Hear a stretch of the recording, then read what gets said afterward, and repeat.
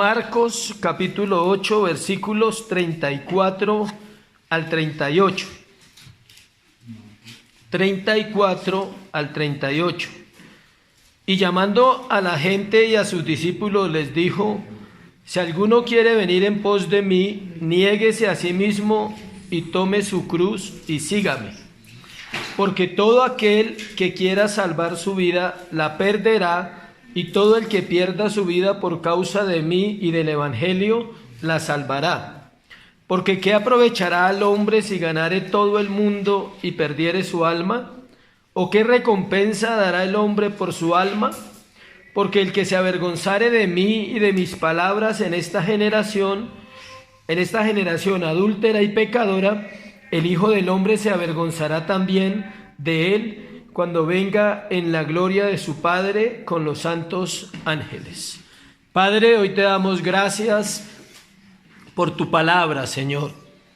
Gracias por la oportunidad de poder predicar, Señor, y no depender de la energía humana, Señor, de la luz eléctrica.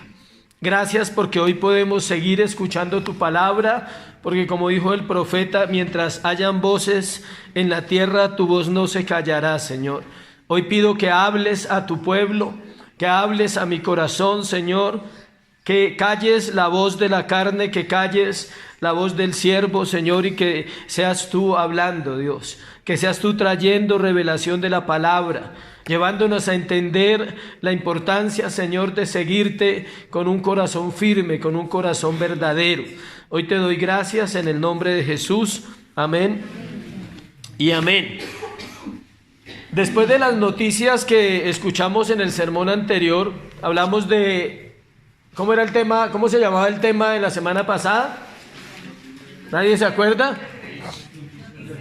Noticias del reino. Después de esas noticias que escuchamos en ese tema, vimos la confesión de Pedro y luego vimos la reprensión de Pedro. Y luego también vimos el anuncio de la muerte de Jesús y vimos a Pedro tratando de convencer a Jesús, como diciendo que él sabía más, y se ganó su vaciada o reprensión, ¿sí? Entonces, entramos en este pasaje basados en eso, y este pasaje se conoce como una joya que le pone la corona a todo el capítulo 8. Es como la cereza del pastel que acomoda ahí toda la historia y cambia la temática del libro de Marcos. El libro de Marcos, los primeros 8 capítulos, están hablando del ministerio público de Jesús, milagros, sanidades, liberaciones de endemoniados, muchas cosas públicas. A partir del capítulo 8, sobre todo cuando él termina con el anuncio de la muerte de Jesús, porque este pasaje está en el mismo sitio, no hay otro, no se ha interrumpido. Entonces aquí en adelante empieza él a preparar su corazón para la cruz, pero también empieza a preparar a sus discípulos para decirles que ya había llegado la hora de ir a la cruz. El contraste con el evangelio que el Señor predicó al evangelio que se predica hoy es muy fuerte. O sea, el contraste que usted encuentra si escucha las palabras de Jesús cuando él predicaba el evangelio es muy diferente al evangelio que se predica hoy en día. Y eso lo vamos a mirar hoy. ¿Cuál evangelio ofrece el mundo hoy? ¿Por qué el mundo? Porque el mundo está lleno de un evangelio. El libro de Gálatas capítulo 1 dice que no que haya otro evangelio, sino que algunos lo han pervertido, que algunos predican un evangelio diferente. O sea, no estamos hablando de dos evangelios, estamos hablando del evangelio de Jesucristo, que es el que la Biblia nos enseña, pero hay grupos o hay personas que han pervertido el evangelio y a ese evangelio es al que Pablo se refiere. El evangelio que no es el evangelio bíblico ofrece lo siguiente, escuche. Esto también lo ofrece el evangelio verdadero, se lo aclaro.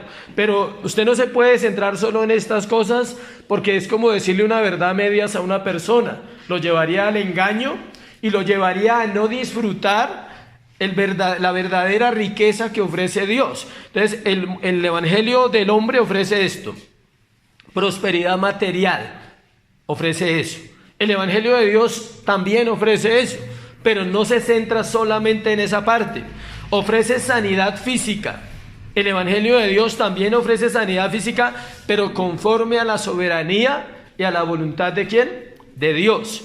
Ofrece éxito terrenal, ofrece autoestima y ofrece una vida fácil.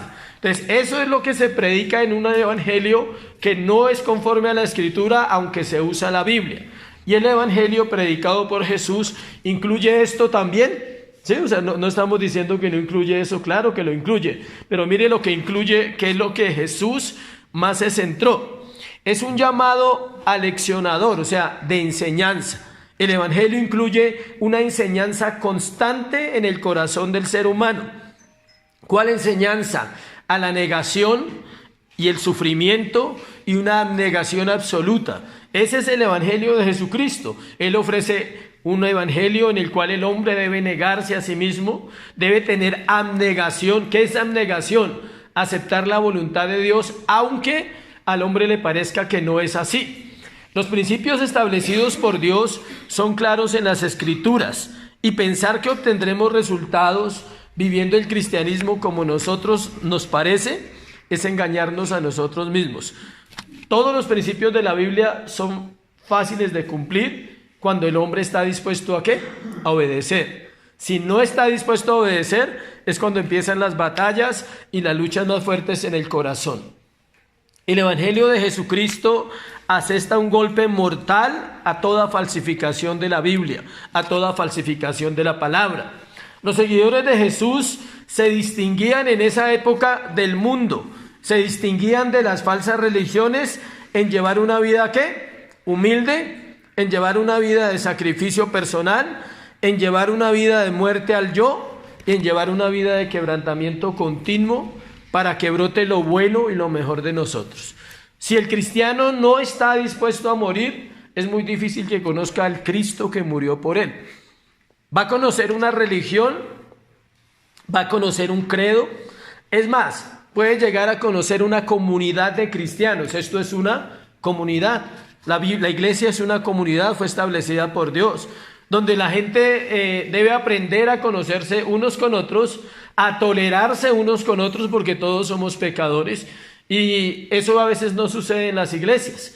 En las iglesias simplemente a veces se vuelve una búsqueda de bienestar, de una vida social. De hecho, hay gente que en las iglesias va más a hacer vida social que vida espiritual. ¿Por qué? Porque no han comprendido lo que la Biblia dice o porque no se les enseña la Biblia. Hay otras ocasiones donde el Señor habló acerca de esto también. Cuando ellos salieron a la gira de predicación, que la compartí acá, Marcos 6, 7 al 13, en un paralelo de Mateo 10, 37, 39, encontramos una enseñanza similar a la que veremos hoy. Mateo 10, 37 al 39. Vamos a mirar esa enseñanza porque él habló varias veces la misma temática. No es la única vez que él habla de perder la vida. Mateo 10, 37 al 39.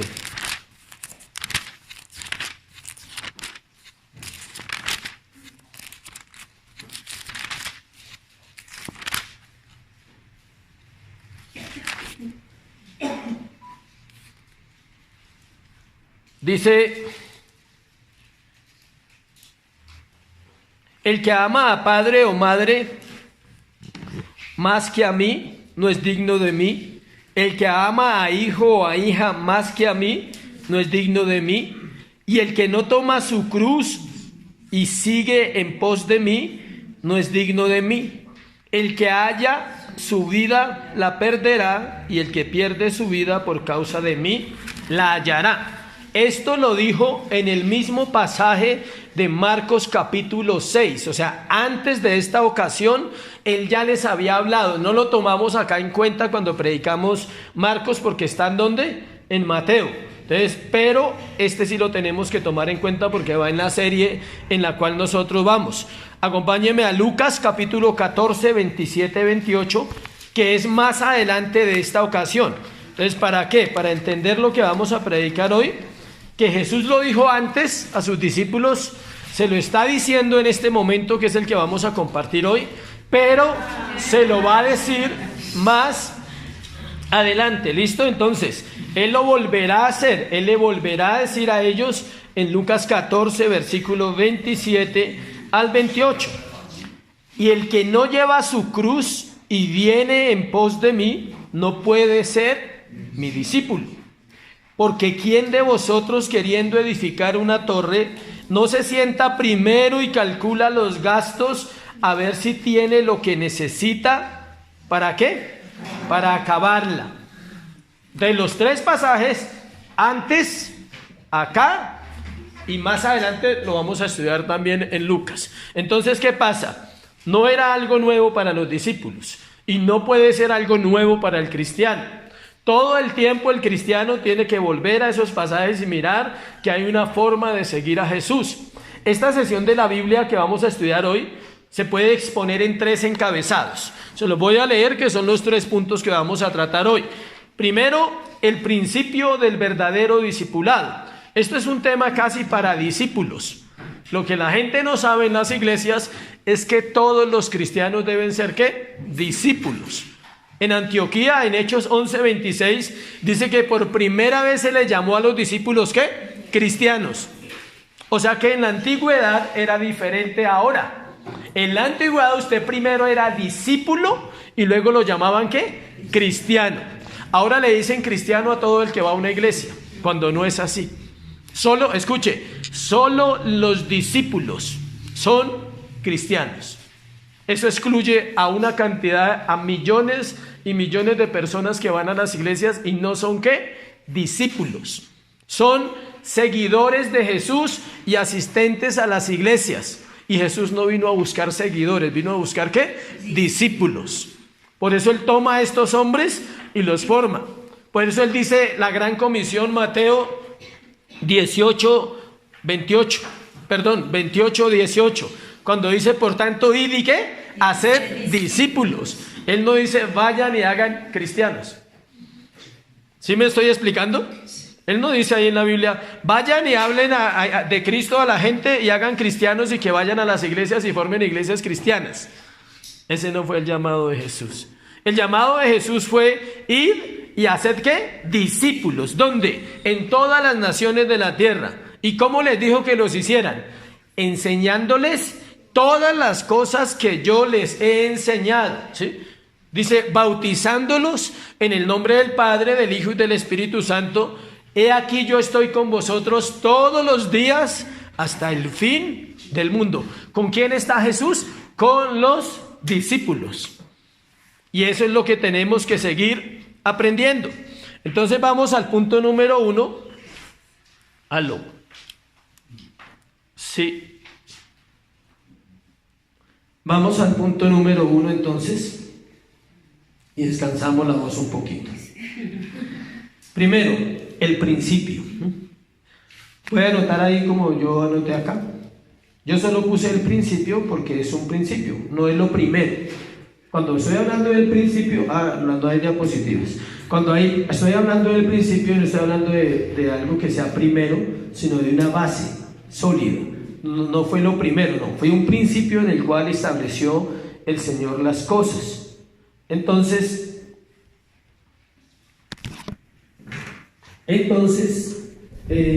miremos ese punto. El principio. Recordemos la escena anterior para poder entender qué es lo que pasó. O sea, vamos a conectarnos con este tema de hoy, entendiendo un poquito el anterior. Pedro acaba de confesar que Jesús es el Cristo, el Hijo del Dios viviente, y también acaba de recibir una reprensión por bendito, ¿sí? Por reconvenir al Señor, pensando que él sabía más que Jesús. Los sueños personales de los discípulos se eclipsaron por la noticia que el Mesías tenía que morir. Ellos tenían sueños como usted y como yo. Sus sueños eran que Roma dejara de ser el opresor sobre Israel. Sus sueños eran que sus familias vivieran bien, como la suya y como la mía. Esos eran sus sueños. Pero ellos, con la noticia que el Mesías tenía que morir, estaban preocupados. Versículo 34, parte A. Vamos a empezar ahí. Llamando a la gente y a sus discípulos, les dijo: el llamado es para todos. ¿Sí ven? Aclaro esto. Los discípulos son aquellos con los que Jesús va a estar siempre, pero el llamado es para toda la gente. Él dice, llamando a la gente, ¿y a quién? Y a sus discípulos. O sea, ¿quiere decir que Jesús da oportunidad a todo el mundo? Sí. Pero una persona, después de ser un asistente, de escuchar el mensaje de la palabra, si nace de nuevo y si tiene realmente una relación con Dios, por naturaleza se convierte ¿en qué? En un discípulo.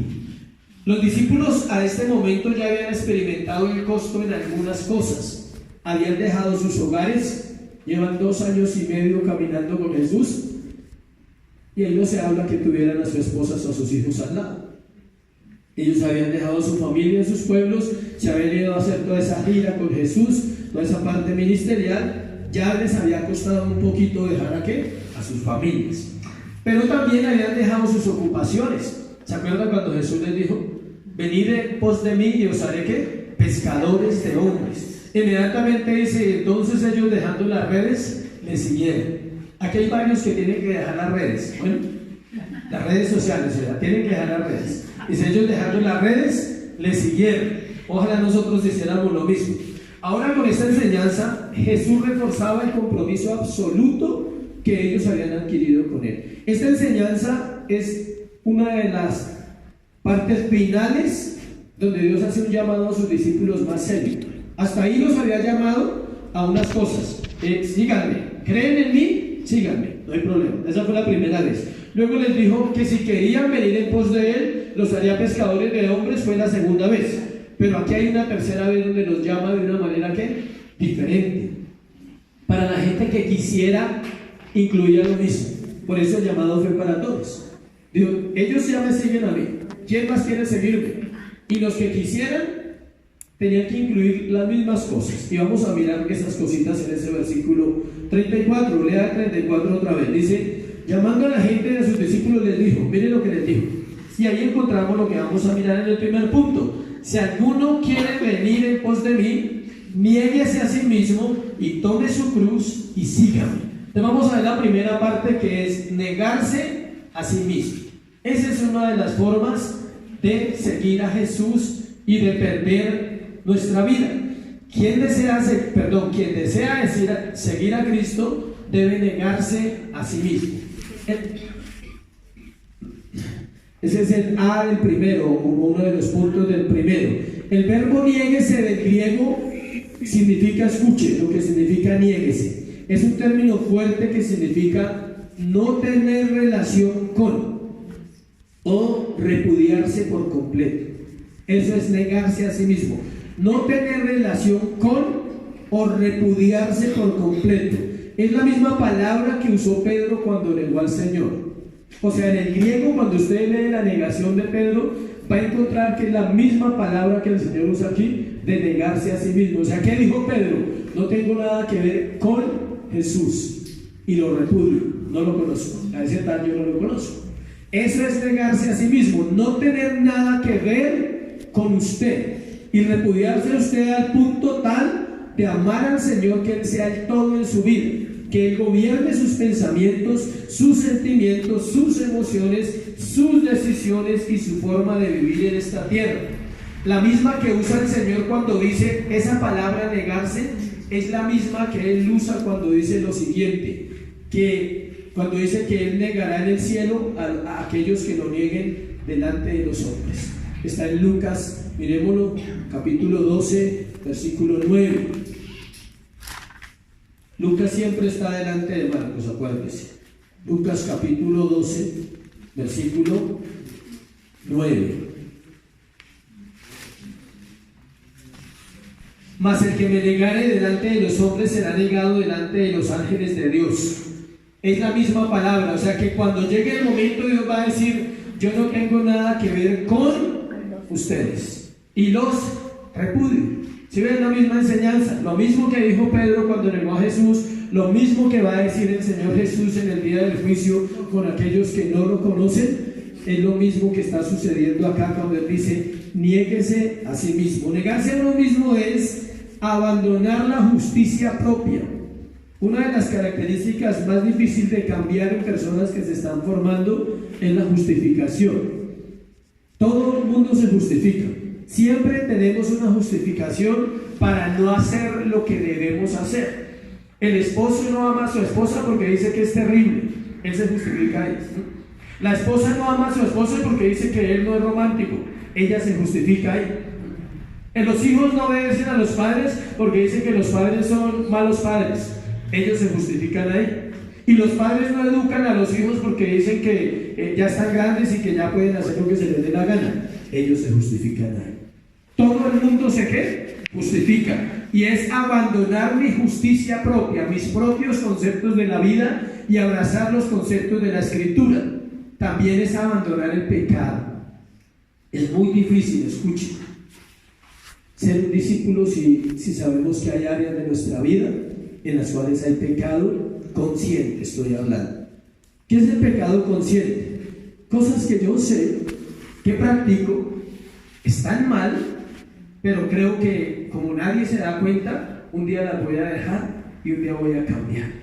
Eso es común en la iglesia, en los hombres, en diferentes áreas, en las mujeres, pero todos tenemos algo que trabajar, siempre que mirar en nuestro corazón. Someter todas nuestras ambiciones e intenciones a Jesús. ¿Cuál es tu ambición? O sea, tener plata. Para eso vas a vivir, ¿sí sabías? Si esa es tu ambición, vas a vivir para eso, vas a pensar para eso, te vas a preparar para eso y vas a llegar a tener eso y nada más. Alguien dijo que hay gente tan pobre que lo único que tiene es nada. No tiene nada más. No estamos predicando en contra de vivir bien, claro. O sea, pero ese no es el objetivo de la vida. ¿Cuál es tu ambición? Tener la familia más bonita del mundo, pero entonces no se puede decir nada en la casa para que eso pase. ¿Sí sabían? El que quiera tener la familia más bonita del mundo tiene que entrar en los valores del mundo, en la famosa tolerancia. Si el hijo es homosexual, es bonito, no le puedo decir nada porque es la familia más bonita del mundo. ¿Sí? O sea, si le digo algo, va a poner bravo y se va de la casa, o se va con el novio. ¿Sí me explico? Eso es, a eso se refiere. No puedo negociar los principios de Dios con los principios del mundo. Las familias bonitas son las que todos son lindos y nadie se dice nada. Y todos llevan unas vidas terribles de pecado. Ya hemos conocido otras familias bonitas. Las familias difíciles a veces son mejor. El texto lo dice y ahorita lo vamos a comprender. Algo ligado a esta enseñanza de negarse es que el creyente no puede ganar la entrada al cielo por medio de su esfuerzo propio o a través de rituales religiosos. Nadie va a entrar a la eternidad por ser buena gente, ni por ser caritativo, ni por ser juicioso o juiciosa, ni por ser el mejor esposo ni la mejor esposa, nada de eso. Usted no va a entrar al reino por eso. Va a entrar cuando usted tenga una relación plena con Cristo y lo conozca, porque Él es la puerta, acuérdese. ¿Quién es la puerta? Jesús. ¿Y quién es el portero? Jesús. Es curioso en ese pasaje, un paréntesis, los pastores no eran los porteros del rebaño. Ellos guardaban el rebaño en la noche y había una persona que se quedaba como portero, cuidando para que no se la robaran de noche, como un celador. Pero Jesús hace las dos tareas, es bien humilde. Él es el pastor, pero Él también es el portero. Y Él es la puerta, imagínense todo lo que es. Él es el pastor, guarda las ovejas, Él es la puerta por donde las ovejas entran, pero también es el portero que decide quién entra y quién sale. Es el mismo mensaje del Sermón del Monte, lo que estamos viendo acá en Mateo capítulo 5, versículo 2. Bienaventurados los pobres en espíritu, porque de ellos es el reino de los cielos. Esto es lo mismo que Él está diciendo, que dice en el versículo 34, si alguno quiere venir en pos de mí, necesita entender Mateo capítulo 5, versículo 2. ¿Qué quiere decir Mateo 5, 2? Solo quienes se declaran en una bancarrota espiritual delante del Dios Santo son los que reciben la gracia para una vida cristiana verdadera. ¿Se quiere negarse a sí mismo? Estamos solo en ese punto. Reconozca su bancarrota espiritual delante de Dios todos los días. Antes de pedir, antes de anhelar y antes de soñar todas las cosas que como humanos necesitamos, siempre póstrese y dígale: Señor, aquí estoy porque soy un pecador y necesito tu gracia para vivir. Si no te conozco, no importa todo lo que pase este día, no importa cuántos logros logre, valga la redundancia, en este día, en este mes, en este año, si tú no estás ahí, sé que eso se va a esfumar, va a ser ¿qué? Efímero.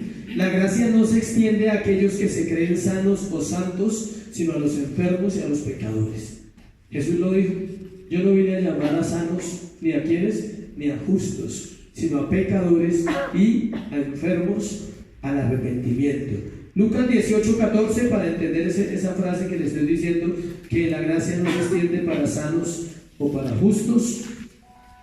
Lucas 18:14.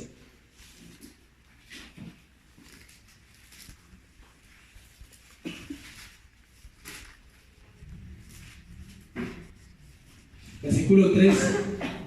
Mas el publicano, estando lejos, no quería ni aun alzar los ojos al cielo, sino que se golpeaba el pecho diciendo: Dios, sé propicio a mi pecador. Os digo que éste descendió a su casa justificado antes que el otro, porque cualquiera que se enaltece será humillado, y el que se humilla será ¿qué? Enaltecido. Es la historia de un fariseo y un ¿qué? Publicano. No fue el fariseo seguro de sí mismo el que el Señor declaró justo, sino al pecador avergonzado que se confesó indigno y clamó pidiendo misericordia. ¿Sí? Él no dijo al otro: uy, su ropa elegante, o sea, qué túnicas tan finas que usas. ¿Sí? No dijo: hasta buenas cremas debe echarse, ¿sí? O sea, porque ellos eran bien ostentosos de su pinta. Eso no ha cambiado, todavía hay gente así, ¿sí? Ellos se vestían con la última marca de tela que llegaba de Egipto y llegaba de la India.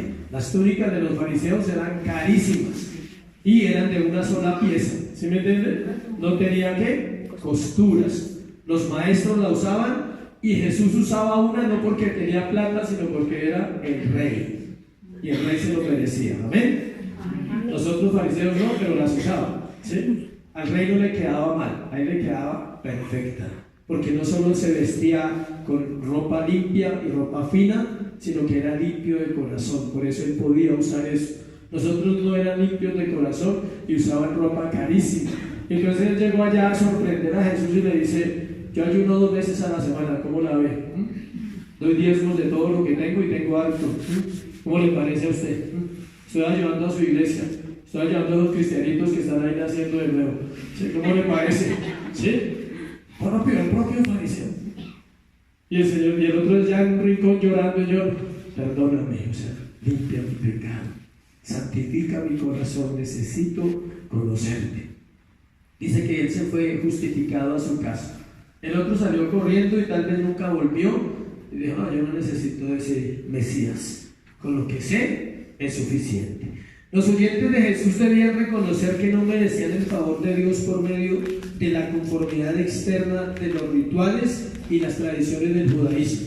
Ellos tenían que entender que eso no los hacía santos, simplemente eran cosas externas. Solo podían ser salvos si renunciaban a sus propios esfuerzos y comprendían que no podían vivir la ley y aceptaban la gracia que ofrece Jesucristo. Ninguna persona, escuche, ningún ser humano en la tierra, no importa cuántos años lleve de cristiano, si es un pastor o si es nuevo, ninguno puede vivir la Biblia completamente. Necesitan la gracia para vencer el pecado. Y escuche, hay cosas en las cuales usted nunca será tentado por gracia, y hay cosas en las cuales será tentado por gracia, para aprender, para batallar en nuestro corazón, abandonar nuestra autosuficiencia y confianza para creer por la fe en Jesús y confiar en sus palabras. Eso necesitamos hacerlo. El llamado a negarse a uno mismo también incluye un arrepentimiento continuo y dejar de lado el egoísmo de vivir centrados en nosotros y empezar a servir a otros. Esa es la gran batalla de un verdadero creyente. Pero no es culpa, a veces pienso, bueno, una parte no es culpa de los creyentes, es culpa de los que enseñan y dirigen, pero el creyente también tiene la Biblia. Es repartido. Porque hay gente que llegó a la iglesia y nunca le dijeron nada de servir, nunca le dijeron que tenía que vivir una vida de arrepentimiento ¿qué? Continuo. Nunca le dijeron que el llamado al servicio es para toda la iglesia y no para 5 o para 10 que vienen a un discipulado. Es pasar de una esclavitud al pecado a ser esclavos de la justicia. Romanos capítulo 6. Romanos capítulo 6. Eso es, todo esto que estoy compartiendo es negarse a uno mismo. Romanos 6, 17 al 18. Miren lo que dice. Pero gracias a Dios, que aunque erais esclavos del pecado, habéis obedecido de corazón aquella forma de doctrina a la cual fuisteis entregados, y libertados del pecado, vinisteis a ser siervo de ¿qué? De la De la justicia. Una persona que quiere negarse a sí mismo y lo anhela, deja de ser esclavo del pecado y pasa a ser esclavo de ¿qué? De la justicia. ¿De cuál justicia? Pues de la de Dios, porque el hombre no tiene justicia en sí mismo. La palabra de Dios se convierte en órdenes para los que nos negamos a nosotros mismos y la gloria de Dios en la mayor ambición. Esa es negarse a uno mismo. La palabra de Dios es una ¿qué? Orden, no es una opción. El que lo toma como una opción, pues va a batallar hasta que entienda que debe obedecer. Filipenses 1:21. Uno de los dos versículos que voy a citar ahorita, los dos textos, son quizás de los más difíciles de vivir del cristiano, pero al mismo tiempo son los más bonitos.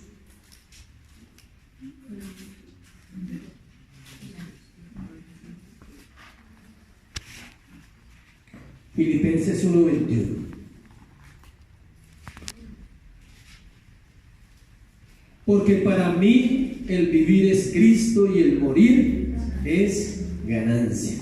Mas si el vivir en la carne resulta para mí el beneficio de la obra, no sé entonces qué escoger. Está hablando Pablo. Duro, ¿no? Por eso le digo, estos dos versículos, este y el otro que voy a citar ahora, son los más difíciles para que un cristiano los pueda vivir, pero al mismo tiempo son los más hermosos y los más bonitos que un cristiano desea. Dice, yo quiero llegar a ese punto.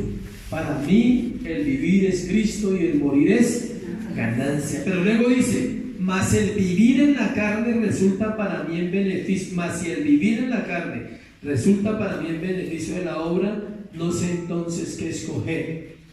O sea, habían dos ganancias. La muerte era una ganancia y el vivir también, porque él decía, puedo servirle al Señor. Entonces, ¿qué hago?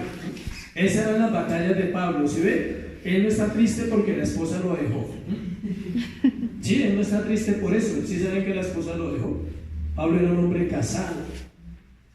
¿De dónde se saca ese dato? Porque él pertenecía al Sanedrín. Y en el Sanedrín eran 70 hombres y todos tenían que ser ¿qué? Casados, maridos de una sola mujer. Entonces lo más probable, la mujer de Pablo nunca aparece. Entonces lo probable es que ella se quedó en la ley, o sea, en el judaísmo, y él se quedó en el cristianismo, pero él nunca está triste por eso ni llorando, ¿sí? Él está llorando porque dice, ¿cómo hago para servirle al Señor mejor? Él no está centrado en los negocios de la vida, en cómo va el negocio, en cómo va esto, nada, él no está centrado en eso, porque es un verdadero ¿qué? Discípulo. ¿Pablo trabajaba o no trabajaba? Obvio, ¿sí ve? Yo no estoy diciendo que Pablo no trabajara, porque a veces la gente lo malentiende. Escuche, la gente cree que seguir a Jesús es no hacer nada, es meterse en la casa a orar todos los días y estudiar. Eso cree la gente. Los siervos debemos trabajar. Yo trabajo, mi esposa trabaja y nos va bien, gracias a Dios. Pablo trabajaba. ¿Qué hacía Pablo? Tiendas o carpas con sus propias manos. No había herramientas ni máquinas como las satélites hoy, o sea, nada de eso. No había máquinas. Era solo mano coser y unas telas gruesísimas. Pero él no estaba pensando decir, no tengo hilo, o sea, ¿qué hago? O sea, no, nada. Él estaba pensando siempre, para mí, el vivir es Cristo y el morir es ¿qué? Ganancia. Y el otro, pues, el clásico de los clásicos, Gálatas, capítulo 2, versículo 20. Este me lo aprendí cuando llegué a la iglesia nuevecito. Gálatas 2:20. Con Cristo estoy juntamente crucificado y ya no vivo yo, mas vive Cristo en mí. Lo que ahora vivo en la carne, lo vivo en la fe del Hijo de Dios, el cual me amó y se entregó a sí mismo por mí. Este y Filipenses son casi uno solo. Él dice, con Cristo estoy juntamente crucificado, y él aclara, lo que yo vivo en la carne lo vivo en la fe, o sea, lo vivo en los principios que Cristo ha establecido para la vida de un cristiano. Ya no lo vivo según mis principios. Pablo era un hombre muerto a sí mismo. constantemente se negaba a sí mismo. Dice que, ¿por qué? Porque Él murió y se entregó a sí mismo por mí. A uno le cuesta entregar la vida a Jesús. Es fácil entregar 2 horas el domingo, eso es fácil. Pero entregar la vida demanda entregar todo lo que tú eres. Si tú trabajas en algún lugar, allí puedes edificar personas. No estoy diciéndole, sálgase de trabajar y venga y nos ayuda en la iglesia. Ese no es el mensaje del cristianismo. Estamos diciendo que en cualquier lugar, en lo que usted hace, en lo que usted desempeña, usted puede estar muerto para el mundo y vivo ¿para quién? Para Cristo. Si Dios decide sacarlo el día de mañana de sus labores y ponerlo a servir en una iglesia de tiempo completo, eso es un proceso que solo Dios sabe y lo hace despacio. Segundo, o B, parte B del primer punto, tomar la cruz. En la época de Jesús, la cruz no era el símbolo sentimental en el cual se ha convertido después de 2000 años. Volvamos al libro de Marcos, capítulo 8, y el mismo versículo 34, ahí dice, el que quiera ¿qué? Seguirme. Si alguno quiere venir en pos de mí, niéguese a sí mismo. Ya vimos esa parte. ¿Y qué? Tome su cruz. No es tome su cruz, sino tome su cruz. ¿Sí? Porque algunos ya le entregaron la cruz. O sea, tenga su cruz. O sea, no. Tome su cruz y sígame. La cruz no era en ese momento el símbolo sentimental de ahora que se está en los dijes, en las cadenitas, en la casa, en la puerta, ya con el muñequito. No era nada de eso. Y bonita, no así toda labradita, en oro, en plata. O sea, no, eso no era la cruz. La cruz era la silla eléctrica para los criminales de la época. Eso era la cruz. La sentencia de muerte era la cruz. Toda persona que iba a la cruz iba ¿a qué? A morir. No iba a pasear, ni iba por un pasaje, o sea, nada. ¿Iba a qué? A morir. Usa la cruz Jesús para referirse al discipulado. Él sabía toda la historia de la cruz, se la recuerdo. La cruz fue establecida por el imperio persa 700 años antes de Cristo, en unas torturas impresionantes, pero Roma la perfecciona 100 años antes de Cristo. Perfecciona el sacrificio. Dejaban a la gente en la cruz colgada y no los podían sepultar. Escuche, no los sepultaban. ¿Cuánto dura un cuerpo en desaparecer? Mucho tiempo. Los huesos se secaban en el desierto. Entonces la gente pasaba por el desierto y veía cruces con esqueletos, algotos con gusanos, con moscas, con carne, porque esa era la tortura de la cruz. La cruz de Jesús fue diferente porque era el Hijo de Dios. Pero la cruz para los criminales era así, no los enterraban. ¿Para qué? Para hacer un escarnio de los criminales, para darle una lección. El imperio romano era autoritativo, impositivo. Ellos decían, nosotros somos el poder de la tierra y todo el que infrinja el poder romano morirá y quedará en el desierto expuesto para que todo el mundo lo vea y tengan temor a Roma. Escuchen. El discipulado, ellos comprendían, los discípulos, era un lenguaje que se comprendía muy bien en esa época. Se calcula que más de 30.000 judíos fueron crucificados en esa época. Más de 30.000 personas de los judíos no más.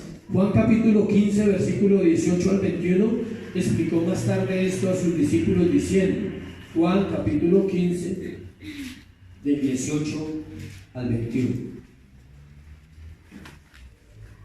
Si el mundo os aborrece, sabed que a mí ha aborrecido antes que a vosotros. Si fuerais del mundo, el mundo amaría lo suyo, pero porque no sois del mundo, antes yo os elegí del mundo, por eso el mundo os aborrece. Dice, acordaos de la palabra que yo os he dicho, el siervo no es mayor que su Señor, y si en mí me han perseguido, también a vosotros perseguirán, y si han guardado mi palabra, también guardarán la vuestra. El Señor le está diciendo a los discípulos, ¿quieren ser mis discípulos? Si a mí me persiguieron, a ustedes los van a perseguir. Si Cristo llevó la cruz, el cristiano tiene que llevar una cruz también. La cuestión de llevar la cruz no son las pruebas, entienda eso. La gente cree que esa es la cruz. No, es que las pruebas, las dificultades que estoy viviendo, esa no es la cruz. Llevar la cruz es llevar la muerte de Cristo. Escuchen, en mi corazón consciente cuando todos los días. Cada vez que el pecado toca mi puerta y toca mi corazón, soy consciente de que Cristo murió en la cruz por mis pecados y yo llevo la cruz ¿de quién? De Cristo. No se confunda, por favor, y no menosprecie la cruz pensando que la cruz son sus problemas. Eso no es la cruz, eso es un problema que usted se ha metido a veces. ¿Sí? O sea, la cruz es la negación, por eso niéguese a sí mismo, tome su cruz. ¿Cuál cruz? La que representa ser cristiano, porque es el símbolo del cristianismo, decir, yo soy un cristiano y sé que no puedo dar mi vida al pecado. A eso se refiere la cruz. Pero si todo cristiano sufriera en un proceso, todo cristiano sufrirá, escuche, en su proceso, porque Dios sabe que lo necesita para que su carácter sea forjado como el oro y el hierro se funde. ¿En dónde se forja el oro y el hierro? En el fuego. Para doblar el acero tiene que estar ¿qué? Caliente. Algunos para doblarlos toca meterlos al horno porque no ceden, o sea, toca doblarlos en el calor de la prueba. Dios utiliza eso, pero ¿por qué llegamos ahí? O sea, ¿por qué una persona necesita ser metido en una prueba de fuego como la Biblia lo describe? Porque no tomó su cruz. Y si toma su cruz, se niega a sí mismo, ya no vive él, ahora Cristo vive en él, y entonces el Señor dice, con este no necesito tanto fuego, o sea, este va cediendo, es moldeable, es tratable en el corazón. La verdadera conversión hace que el cristiano vea al Señor Jesús y la esperanza de la vida eterna en él como algo tan valioso que ningún esfuerzo o sacrificio personal sería demasiado. Cuando alguien se convierte verdaderamente, nunca ve demasiado lo que hace para Dios, porque sabe que lo que él hizo fue superior a lo que yo haga para Dios o para una iglesia. Otra frase, tercero, José, del versículo de Marcos capítulo 8, verso 34, dice, la última parte que dice, y síganme. Me niego, llevo la cruz, pero también tengo que ¿qué? Seguir. Hay unos que quieren negarse y tomar la cruz para que les vaya bien, pero no quieren seguir a Jesús. Escuche esto tan importante. Hay gente que quiere ser santa no para Dios, sino para ser bendecido. Es un error. El que es santo no es santo para ser bendecido porque ya ha sido ¿qué? Bendecido. Es santo para servir, para el servicio. Sígame, dice. Obediencia leal significa esta palabra. Es la misma que usa Juan 10:27, donde Jesús describe a los creyentes como su rebaño. Mis ovejas oyen mi voz y me siguen. O sea, en el griego es la misma palabra que él usó en esa frase cuando dice mis ovejas oyen mi voz y ¿qué? Me siguen. Es la misma que está diciendo acá, síganme. Así como las ovejas se someten a su pastor, los verdaderos creyentes se someten a Cristo y a la palabra. Una vida de obediencia no es negociable para un verdadero seguidor de Jesús. O sea, él no negocia. ¿Y por qué toca hacer esto y por qué toca hacer aquello? Porque es una persona que tiene comunión con Dios y la palabra y sabe que está ahí, en las escrituras, lo que se le está diciendo. Juan lo explica de la siguiente manera, primera de Juan, capítulo 2. Él nos explica esta parte de seguir a Jesús. Primera de Juan 2, versículo 3. Y en esto sabemos que nosotros le conocemos, si guardamos sus mandamientos. El viernes estuve en la clase, estamos estudiando, el seminario que estoy estudiando, estamos viendo el libro de Efesios. Y ese libro ya lo prediqué acá. Y ese libro ya lo estudié, ¿sí? Y me di cuenta que no sabía nada. Pero me gusta eso, uy, bacán. Ver el estudio del libro de Efesios.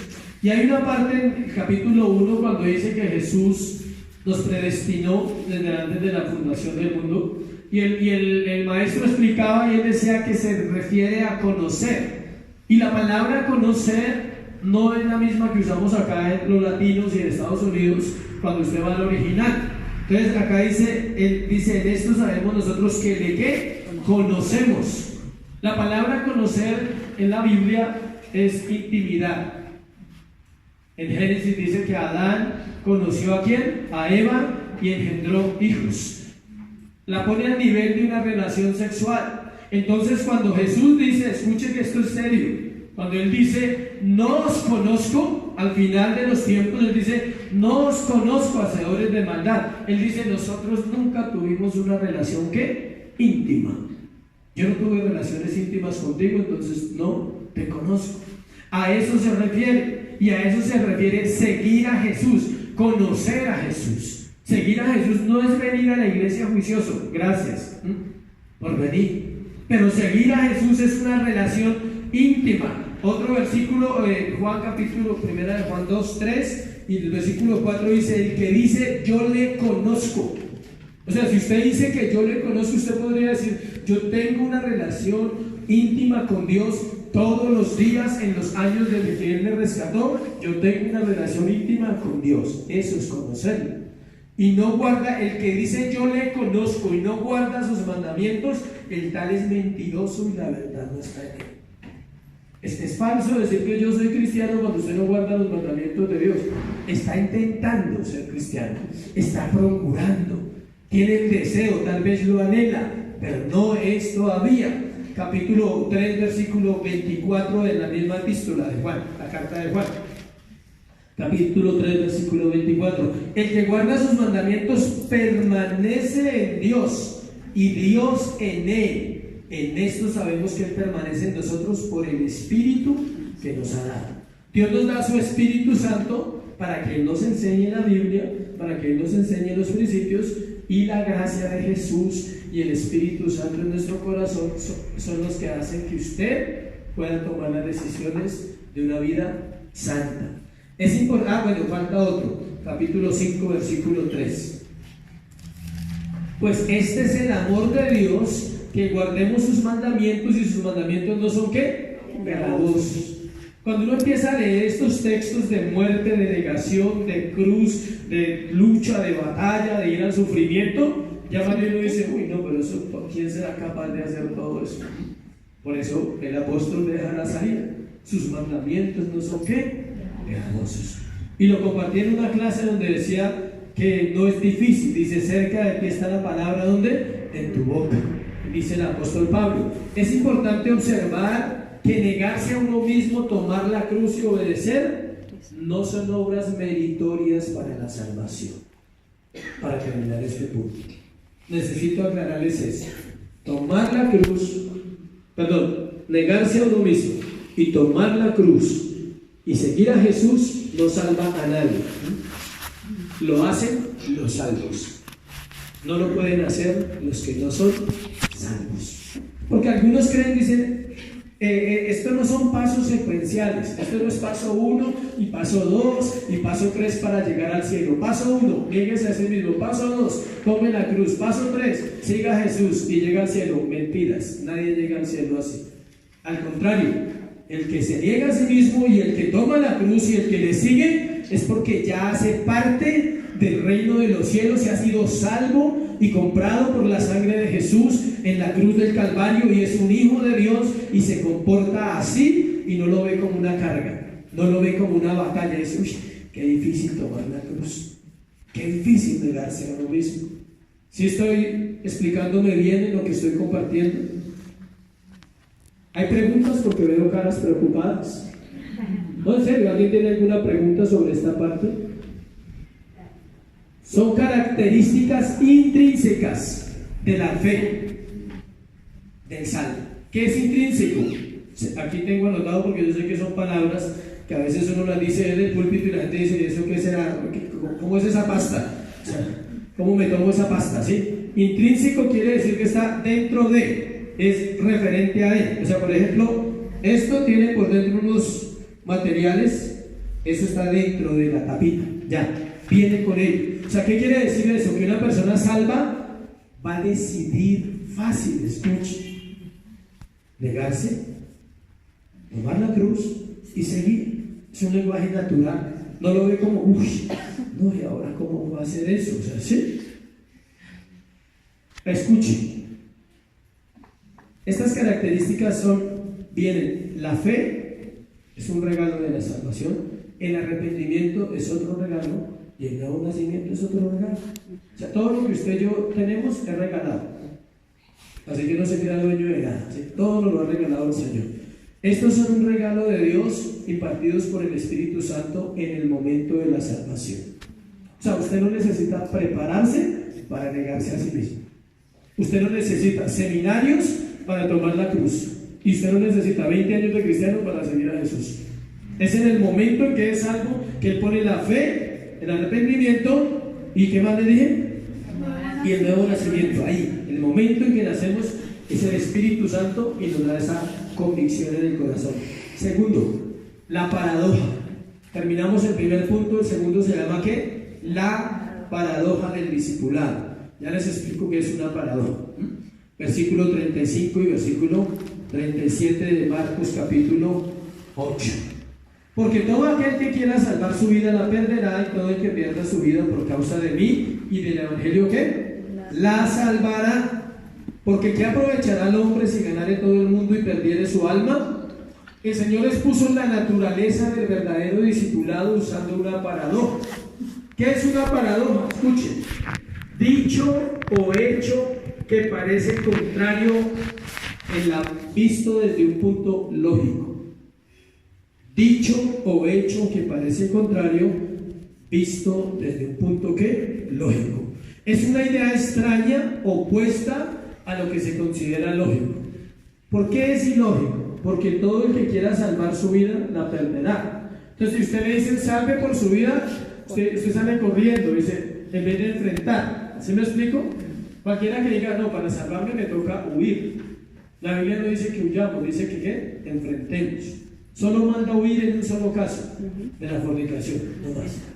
El resto dice que hablemos la verdad, que hagamos el bien, que nos perdonemos unos a otros, que confrontemos nuestras ofensas y las hablemos. Eso es enfrentar, pero nunca nos manda a huir.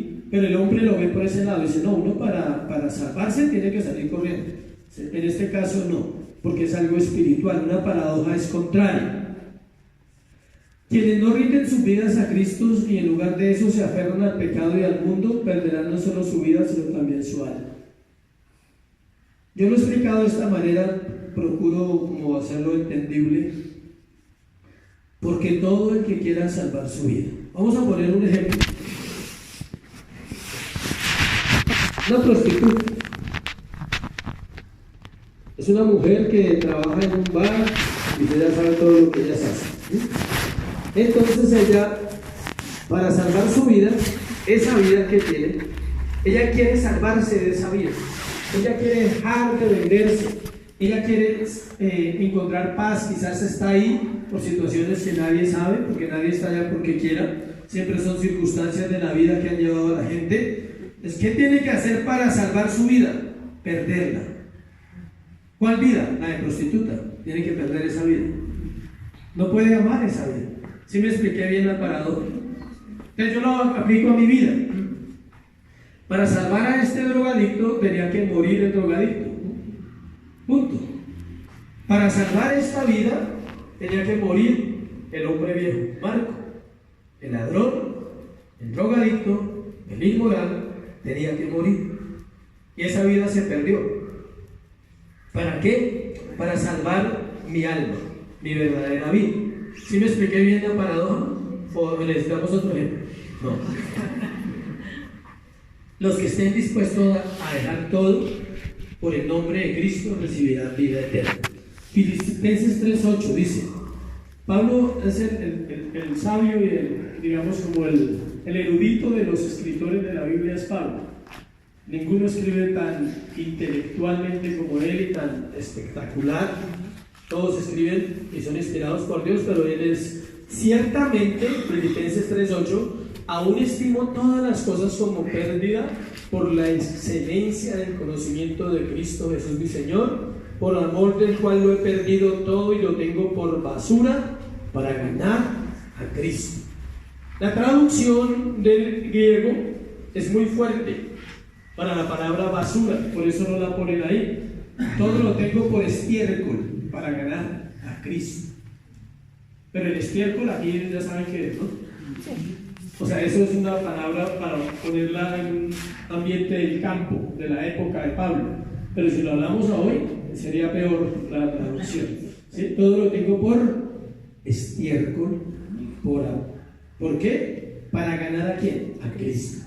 Pablo decía, nada en este mundo es más importante para mí que estar bien con mi Señor, que tener una relación plena con Él. Versículo 36 de Marcos dice, el Señor sigue hablando de manera ilógica para nosotros. Les da la paradoja y ahora vuelve y les dice otra cosa. ¿Qué aprovechará? Porque ¿qué aprovechará el hombre si ganare todo el mundo y perdiere su alma? ¿De qué le sirve al hombre, escuche, ganar reconocimientos terrenales, ganar títulos, tener todo lo que soñó en su vida personal y todo lo que se propuso en la tierra si no tiene a Cristo? Al final morirá pobre y será condenado. Apocalipsis 3, 17 y 19 nos explica lo que piensa el Señor de aquellos que creen que tienen todos por sí mismos y que se conforman a vivir para conseguir esas cosas en el mundo. Apocalipsis 3, 17 y 19 es uno de los mensajes a las iglesias. Eso lo estamos estudiando en el discipulado. Apocalipsis 3, 17 al 19. Miren lo que dice a la iglesia de la Odisea. Porque tú dices, yo soy rico y me he enriquecido y de ninguna cosa tengo necesidad, y no sabes que tú eres un desventurado, miserable, pobre, ciego y desnudo. Por tanto yo te aconsejo que de mí, o sea, de Jesús, está hablando, porque están las letras en rojo y porque ojalá en su Biblia también la estuviera así, dice, por tanto yo te aconsejo que de mí compres oro refinado en fuego para que seas rico, y vestiduras blancas para vestirte y que no se descubra la vergüenza de tu desnudez. Unge tus ojos con colirio para que veas. Si ven los conceptos de Dios tan diferentes a los humanos, el hombre se cree que tiene todo en esta vida. Dios dice, lo único que tienes es que eres un miserable, ciego y desnudo, no tienes nada más. Dice, pero yo te aconsejo, ¿no? Si quieres riquezas, ven a mí y encuentra el oro refinado. El oro refinado, la Biblia lo describe en otras partes como la Biblia, que es purificada como el oro metida en el fuego. A eso se refiere. Ven a mí y busca, recibe riquezas verdaderas. Todo lo que tú tengas en esta vida y que te dé seguridad, yo te lo digo con todo el respeto, no te alcanza el día de la prueba. No te alcanza. Ese día nos desbaratamos. Yo ya me he desbaratado tantas veces, porque no me alcanza. Esto me ha alcanzado, una frase, una palabra de Dios me ha alcanzado para sostenerme en un momento de aflicción donde pensaba que no había una salida. Es muy triste saber que muchas personas, por vivir una vida placentera aquí, perderán la oportunidad de estar eternamente con su Señor. Versículo 37 de Marcos. ¿Qué recompensa dará el hombre por su alma? Pregunta. La palabra recompensa significa dar a cambio, transformar o dar. La pregunta es, ¿qué podrá dar el hombre por su alma? Absolutamente nada. No podemos dar nada. No es que yo te entrego mi corazón, es mío. No es de Dios el corazón del hombre cristiano, de la mujer cristiana. Obvio, lo que dice aquí, él lo dice. Os daré un corazón nuevo y pondré un espíritu nuevo entre vosotros. ¿Quién da el corazón? Dios. No, yo te entrego las finanzas, son mías. Si yo quisiera que no tuvieras, no tendrías. Si tienes trabajo, yo te lo doy. Es mío. ¿Qué dará el hombre por su alma? Nada. Se puede ofrecer todo lo que quiera. Te ofrezco mis hijos, no son suyos, son míos también. Mi mamá, menos. Mía, ¿sí? Mi esposo, no le recibo tampoco. ¿Sí? No le recibo nada. O sea, usted no me puede dar nada. ¿Qué entregará el hombre por su alma? Nada.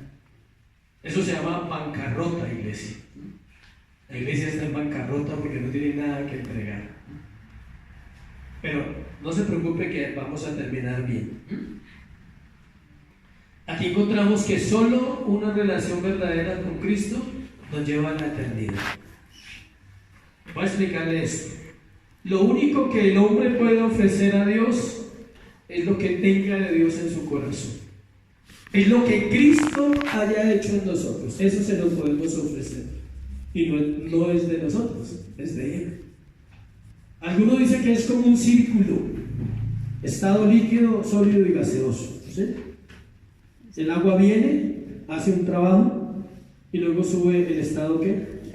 Gaseoso. Sube, baja, así se le ha pasado todas las penas de los hombres. Así pasa con Dios. Dios viene y entra el hombre a vivir en él y hace un trabajo de carácter y produce un poco, un destello de bondad en los hombres o en las mujeres. Produce un destello de prudencia, ¿sí? Es un poco prudente, ¿sí? Produce un destello de perdón, dice ahora amas perdonar y tienes la capacidad de perdonar. Entonces, ¿qué puede ofrecer? Solo lo que Cristo haya hecho. Pero el hombre no tiene nada para ofrecer. Tercero y último, la consecuencia de apropiarnos de nuestra propia vida. Versículo 38. Porque el que se avergonzare delante de mí y de mis palabras en esta generación adúltera y pecadora, el Hijo del Hombre se avergonzará también de él cuando venga en la gloria de su Padre con los santos ángeles. Siempre que tomemos algo que no nos pertenece, habrá consecuencias. Y puedo hacer muchas aplicaciones de ese ejemplo. Vuelvo y le repito, siempre que el ser humano toma algo que no le pertenece, va a tener consecuencias. ¿Qué aplicaciones podemos hacer? Sencillo, robar. Tome algo que no le pertenece, van a haber consecuencias. Nadie me vio, no me llevaron a una cárcel, van a haber consecuencias. Siempre. Si usted toma su vida no le pertenece, van a haber ¿qué? Consecuencias. Si usted toma la vida de sus hijos pensando que ellos le pertenecen, van a haber ¿qué? Consecuencias. Señor, tus hijos. Yo oré muchos años mal. Señor, te entrego mis hijos, te entrego mi esposa, te entrego mi. No sabía que era una nota musical, ¿no es así? Sí, yo no sabía, pensé que era mío, ¿sí? Mi. Hasta que un día el Señor me enseñó, me dijo, nada es tuyo, o sea, no te pertenece. Mientras lo tomes, uno, vas a sufrir si les pasa algo. Dos, vas a recibir consecuencias y ellos van a recibir consecuencias porque tú no los puedes ayudar ni cambiar. Es más fácil que sean mis hijos y que yo te enseñe a dirigirlos y que yo te enseñe a amarlos y a decirles. Entonces, cuando ya entro le digo, Señor, tus hijos son rebeldes, ¿o sí? Sí. Los hijos que me diste son rebeldes, pero son tus hijos, ayúdame con ellos. Porque uno a veces es y se centra en mi negocio, mi casa, mi familia, mi dolor, mi fracaso, todo es mí. Y uno tiene que entender, no, Señor, es tuyo. En este caso es más serio. Esto es con cosas terrenales, pero en este caso, de este versículo con el cual estamos hablando, es más serio tomar la vida en nuestras propias manos, porque no hay ni tiempo ni oportunidad para arreglar las cosas. Si usted tomó algo malo, puede restituir todavía. El papá que no ha sido un buen padre y sus hijos están vivos, puede restituir todavía. Dice, claro, voy a ser un buen padre. Si hubo un problema en la esposa y el esposo, se puede restituir todavía porque hay esperanza, ¿sí me explico? Pero cuando la persona tomó mal su vida y se avergonzó de Dios durante toda su vida, no hay segundas oportunidades, solo hay una oportunidad y se llama esta vida. Quien tomó su vida como si fuera suya, la vivió como quiso y recibirá consecuencias eternas. No somos salvos por obras, pero sí para buenas obras. Algunos piensan que porque somos salvos por gracia, entonces podemos seguir viviendo como querramos, y estamos muy equivocados. La Escritura es clara acerca de la responsabilidad del hombre y la salvación. Ella es un regalo, pero Dios no quiere personas descuidadas con los regalos. ¿Cuántos son descuidados con los regalos, sinceramente? Que uno vaya y se encuentra por allá. Hay gente que le regalan algo y en el momento es feliz. Muchas gracias, qué detallazo, qué bonito. Y luego usted va a una visita y lo ve para abajo de la cama. Ahí está el regalo, ¿sí? Dios no quiere personas descuidadas con el regalo más grande que el hombre tiene, que es ¿cuál? La salvación. La palabra avergonzare viene del griego despreciar, rechazar y negarse a aceptar. Eso es lo que hace la gente. Desprecia, rechaza y se niega a aceptar el Evangelio de Jesús. Las únicas personas que se salvarán son las que se avergüencen de sí mismos y no del Señor. Uno debe avergonzarse de sí mismo por el pecado y por la naturaleza pecaminosa que nos acompaña y no de Cristo. Quienes se avergüencen del Señor recibirán lo mismo. ¿Qué es lo mismo? Lo que dice ahí. ¿Qué recibirán estas tres cositas? Desprecio, rechazo, y Dios se niega a aceptarlo, dice, no los conozco. Es claro que es el Señor Jesús quien está hablando en este pasaje y está diciendo que será en su venida en gloria. Terminamos explicando esa parte. ¿Cuándo sucederá esto? En la venida en gloria. Su primera venida fue para mostrar al Padre, hace 2000 años, para mostrar la manera de vivir para Dios y para dejar sus enseñanzas y explicar lo que el hombre no entendía de la Biblia del Antiguo Testamento. Para eso fue su primera venida y para establecer su reino en los corazones, en todos los que hoy en día le seguimos. La segunda venida será para juicio, vendrá como rey y juez. El profeta Daniel tuvo una visión acerca de ese juicio. Daniel capítulo 7 del 9 al 14. Daniel capítulo 7 del 9 al 14. Esta es una visión, para los que no pronto dicen que es una visión. Él vio adelante el día del juicio y lo vio de la siguiente manera. 9, 14. Estuve mirando hasta que fueron puestos tronos y se sentó un anciano de días cuyo vestido era blanco como la nieve y el pelo de su cabeza como lana limpia. Vaya imaginándose. Su trono llama de fuego y las ruedas del mismo fuego ardiente. Un río de fuego procedía y salía de delante de él. Millares de millares, ahí estamos nosotros, le servían y millones de millones asistían delante de él. El juez se sentó y los libros fueron abiertos. Yo entonces miraba a causa del sonido de las grandes palabras que hablaba el cuerno, miraba hasta que mataron a la bestia y su cuerpo fue destrozado y entregado para ser quemado en el fuego.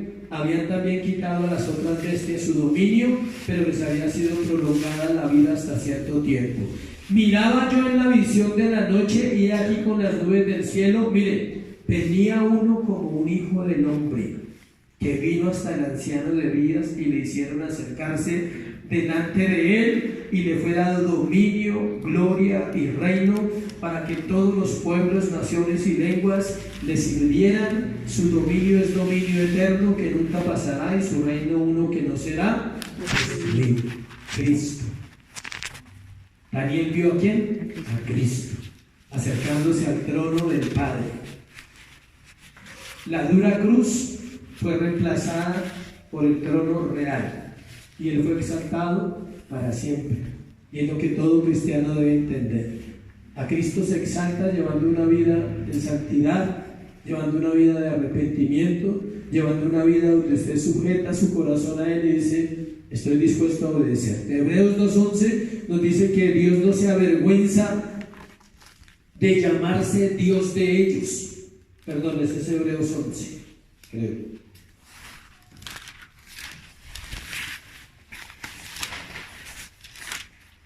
Lea 11:16.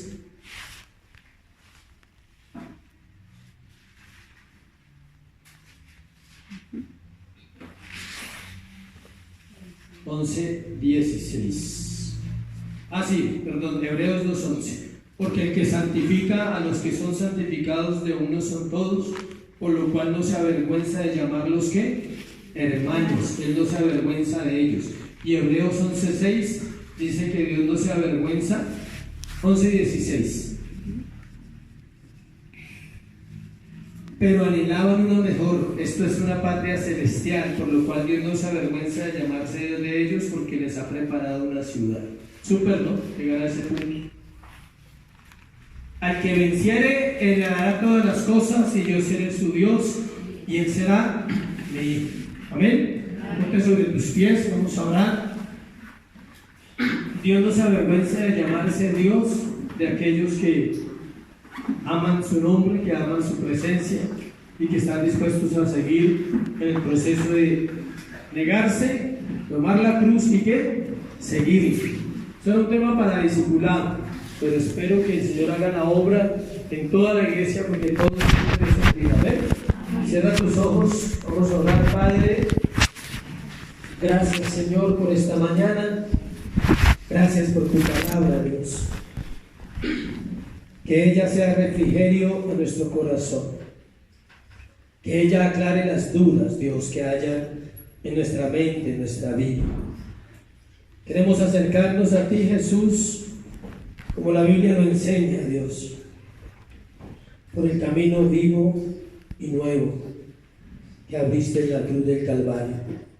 La Biblia dice que el velo se rasgó, que no teníamos acceso, Señor, por nuestros pecados, pero tú viniste a morir en la cruz para darnos acceso. Y esta mañana, iglesia, podemos entrar a su presencia por la sangre de Jesús. Tenemos entrada, no olvides eso, tienes entrada a la cruz, por la cruz del Calvario al reino de los cielos entramos, porque Él nos salvó, dice la palabra, y no nos salvó por obras humanas, no nos salvó por ritos, no nos salvó por rituales, nos salvó al entregar su vida una vez y para siempre por su iglesia. Hoy muéstranos, Señor, en nuestro corazón, ¿en qué nos cuesta negarnos? No sé en qué te cueste a ti. Yo tengo que examinar mi vida todos los días antes de pararme acá. ¿Qué nos cuesta negarnos? ¿Tu familia cuesta? ¿Tu comodidad quizás? Tus ambiciones y sueños personales no dejan entrar a Cristo a veces como Él quiere. Te cuesta llevar la cruz, decir: Jesús, hoy tengo que recordar que moriste por mí, que ya no vivo yo, que ahora vive Cristo en mí. Tengo que recordar que todo lo tengo por basura, por amor a Cristo. Y nos cuesta seguirle mucho. Pensamos que seguirle es venir un domingo a la iglesia, y seguirle es conocerle, es relación íntima, es buscarle cada mañana, cada instante de nuestra vida. Es cuando hayan dificultades, antes de resolver a tu manera, poner esas dificultades en Dios y decirle: Señor, hágase tu voluntad, no la mía, Dios.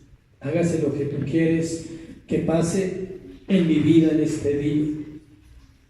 Es pedirle que nos enseñe a orar correctamente. Eso es negarse a orar uno mismo. ¿Cómo oras por los demás? Tal vez solo le dices: Dios, sálvale, Dios, ayúdale, Dios, enséñale esto. Es fácil decirle: Dios, haz lo que tú quieras. Si quieres quebrantarle, quebrántale, Señor. Ayude, sirve. Si quieres tratar su corazón, hazlo con misericordia, pero ayúdale, Señor. Ayúdanos hoy a entender tus paradojas, Dios. Que el que quiera ganar su vida la perderá. Que el que se apropie de su propia vida, Señor, perderá la oportunidad de estar contigo eternamente. Por eso revélate en las Escrituras a esta iglesia. Por eso revélate en la palabra cada mañana y cada día que vamos a ella, Señor, para andar conforme a tus caminos y no ser necios y tercos, Dios. Y una vez más, gracias por el Espíritu Santo. Gracias, Espíritu Santo, porque yo sé que estás aquí en cada corazón, en cada vida. Estás redarguyendo de pecado hoy.